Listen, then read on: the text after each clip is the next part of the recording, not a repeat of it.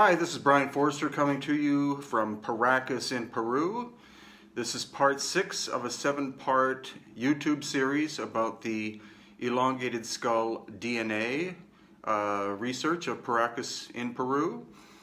And this part is about the team of people who were involved in this process. There were 10 important people involved, and I wish to give a brief description of each and what their role was. Of course, I was the coordinator in Peru itself. I've been studying the elongated skulls of Paracas for about 10 years, and so I was the one coordinating between the Ministry of Culture, specifically Ruben Garcia Soto, who is a leading archaeologist for the Ministry of Culture in Ica, Peru, and making local organizational things like transport, etc., hotels, etc. And I did this along with the vital assistance of my wife Irene. And then in the United States, the main coordinator by far was Dr. L.A. Marzulli. L.A. made several trips down, sometimes with team members, sometimes with simply one camera person. And if he was not involved, there's no way this process would have reached its climax, which it has now. He was responsible for coordinating with the 2 DNA labs located in North America. Also, he was able to get the $100,000 which was utilized and required in order to be able to do the proper DNA testing in 2 of the 10 top DNA laboratories in the world. He did this as well with Mondo Gonzalez, who is an American archaeologist. Mondo wrote up the report at the end. He was involved in the sampling here in Peru, both at the Ica Museum and the Senior Juan Navarro Museum in Paracas. So Mondo was a very vital person to have.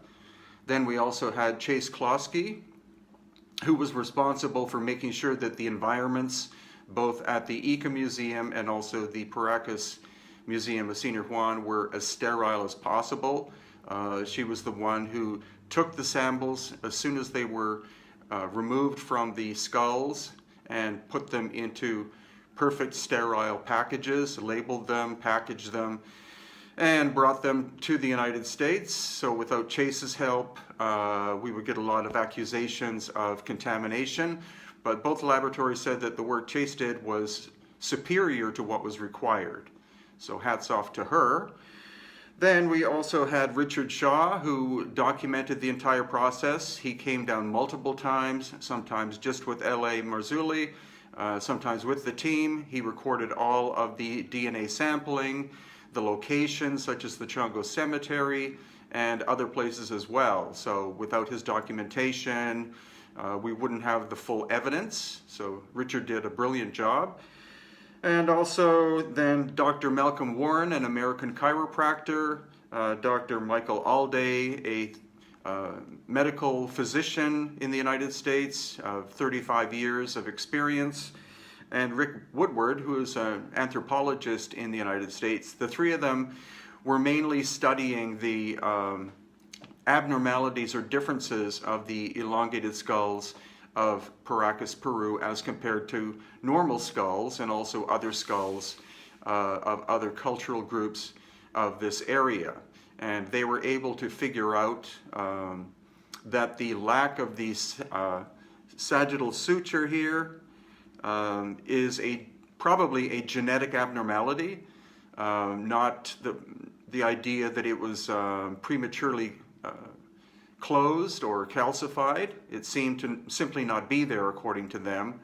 Also, the eye sockets appear to be larger than normal, and the foramen magnum, which again is where your spinal column enters the bottom of your skull, the position of it is much farther back than is normal. And so all 3 were able to figure out that there's no way that the movement of the foramen magnum backwards like that could be the result of cranial deformation. It has to be genetic.